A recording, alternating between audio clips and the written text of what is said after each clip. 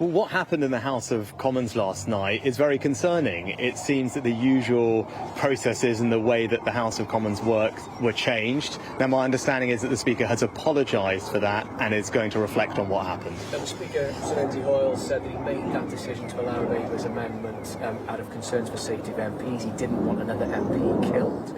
Do you accept that explanation? As I said, I think the Speaker has apologised, is my understanding, for what happened last night, because the usual ways in which Parliament works were changed, and that is concerning. The Speaker said he's going to reflect on that. But the substance of this and the government's position is very clear. We want to see an immediate pause in what's happening in Gaza so that we can get more aid in and, crucially, get the hostages out, including the British hostages, and we can use that as a foundation to build a sustainable, lasting ceasefire. But that involves Hamas having no part to play in future governance of Gaza. We're also increasing our aid right now. Just last night, for the first time, we dropped aid by air into a hospital in northern Gaza, making a difference on the ground to people who need that help. So do you accept the Speaker's explanation? Does he have your backing, Sir Lindsay? As I said, what happened in Parliament last night was concerning because the usual ways in which Parliament works were changed. Now, my understanding is that the Speaker has apologised for what happened and is reflecting on that. But I think the important point here is that we should never let extremists